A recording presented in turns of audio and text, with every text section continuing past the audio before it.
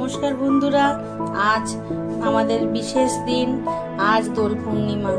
আজ সবার বাড়িতে স্পেশাল কিছু না কিছু রান্না হয়। আজ আমিও দোল পূর্ণিমা উপলক্ষে পোলাও রান্না করব।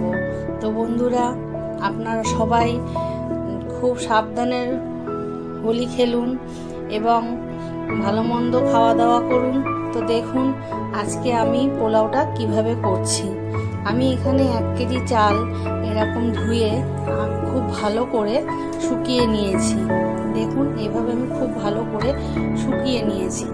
শুকিয়ে নিয়ে এখন আমি ঘি দিয়ে দেবো। আমি বড় টেবিল চামচের 1 চামচ ঘি দিয়ে দিলাম। ঘি দিয়ে তারপরে আমি প্রয়োজন মতো আর পরিমাণ মতো লবণ দিয়ে দেব। তারপরে আমি খুব সামান্য একটু কালার দিয়ে দেব। খুব সামান্য আমি কালার দিয়ে দেব। কালার দিয়ে তারপরে আমি চিনি দিয়ে দেব। সবই কিন্তু পরিমাণ মতো দিতে হবে। আপনি যদি চাল বেশি নেন তাহলে বেশি দেবেন, আপনি পরিমাণে যদি কম নেন তাহলে আপনি কম দেবেন। এখানে আমি 4 চামচ চাল দিয়ে দিলাম। দিয়ে এখন আমি কিন্তু খুব ভালো করে জিনিসটিকে নাড়িয়ে নেব। খুব ভালো করে আমি নাড়িয়ে নেব। চিনি, লবণ, ঘি ও আমি যে ফুড কালারটা দিয়েছি সেই কালারটা আমি এইভাবে খুব ভালো করে মাখিয়ে নেব।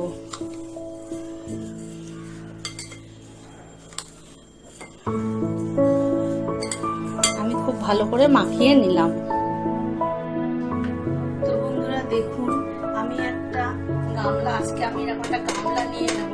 গামলাটা এরকম বড় জায়গা হলে চালটাকে বেশ ভালো করে একটু নেড়ে চেড়ে ভাজা করে নেওয়া যায়। তো আমি প্রথমে গামলাটা বসিয়ে, আমি পুরোটা ঘি দেব না, আমি চালের মধ্যে ঘি দিয়ে মেখেছি, সেই জন্য আমি এখানে এরকম একটা বড় টেবিল চামচে 1 চামচ ঘি দিয়ে দিলাম। ও আমি সাদা তেল, কিছুটা সাদা তেল আমি দেব। দিয়ে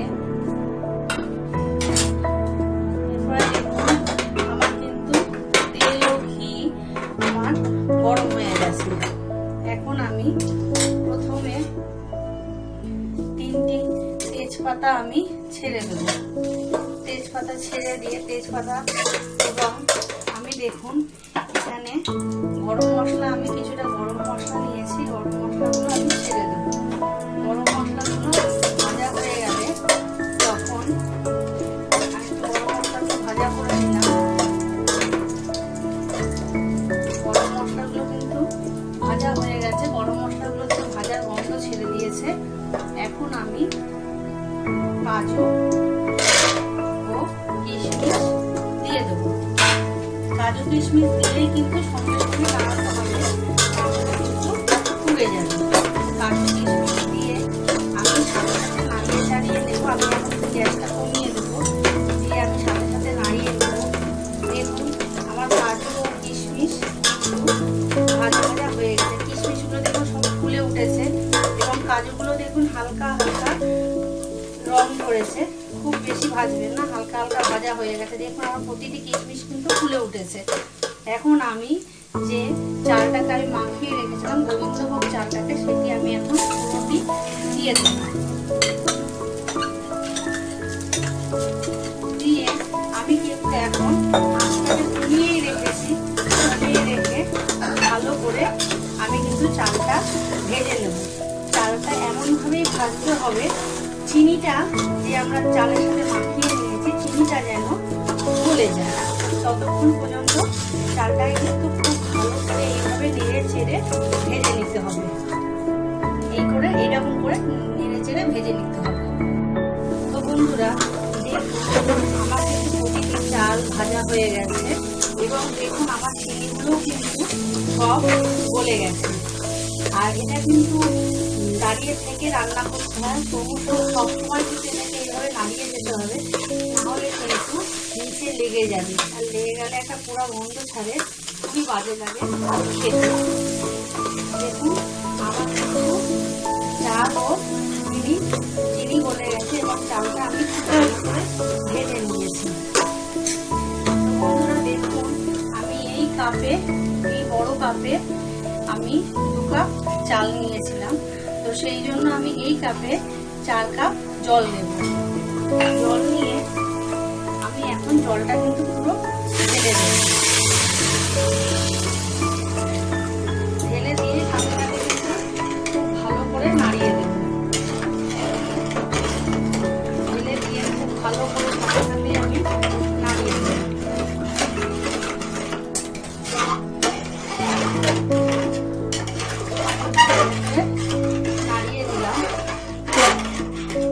নাড়িয়ে দিয়ে আমি কিন্তু এখন গ্যাসটা আমার হাই ফ্লেমেই আছে। আমি এইভাবে ঢাকনা দিয়ে ঢেকে আমি এরকম একটা নোড়া চাপা দিয়ে রেখে দেবো। আমি 10 মিনিট পর্যন্ত ফুটতে দেব। তো বন্ধুরা আমার কিন্তু পোলাও ফুটে উঠেছে। আমি এখন একটু নাড়িয়ে দেব। দেখুন আমার পোলাওটা কিন্তু ফুটে উঠেছে।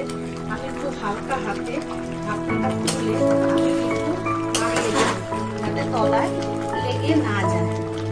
নাড়িয়ে দিয়ে আমি আবার ঢেকে দেব। আবার আমি কিছুক্ষণের জন্য এইভাবে ঢেকে রেখে দেব। তো বন্ধুরা এখন আমি আবার আরেকবার ঢাকনাটা খুলে আমি কিন্তু দেখুন ভালো করে আবার আস্তে আস্তে করে নাড়িয়ে দেব। দেখুন আমার পোলাওয়ের চালগুলো কিন্তু লম্বা লম্বা রয়েছে এবং দেখুন রংটাও খুব সুন্দর হয়েছে। তো বন্ধুরা এখন আমি এই অবস্থাতেই গ্যাসটাকে অফ করে দেব।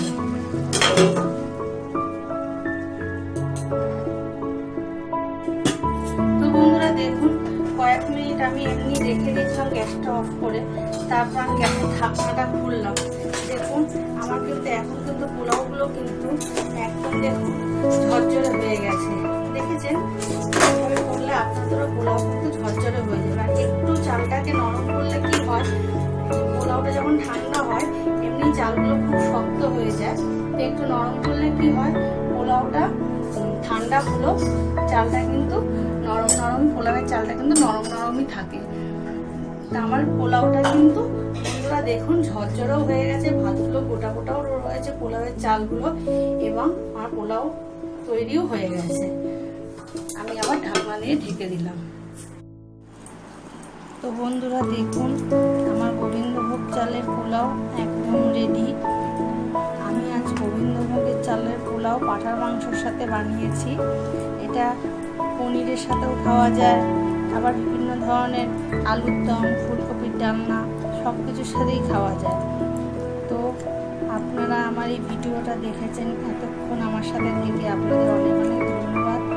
অবশ্যই বাড়িতে রেসিপিটি ট্রাই করবেন, খাবেন, আর খেয়ে কেমন লাগলো সেটি আমাকে মন্তব্য করবেন। আর বন্ধু বান্ধব আত্মীয় স্বজন সবার সাথে ভিডিওটি শেয়ার করবেন। আর হ্যাঁ, ভালো লাগলে ভিডিওটি অবশ্যই কিন্তু লাইক করবেন। তো বন্ধুরা আজ এখানেই শেষ করছি। হ্যাপি হোলি, নমস্কার।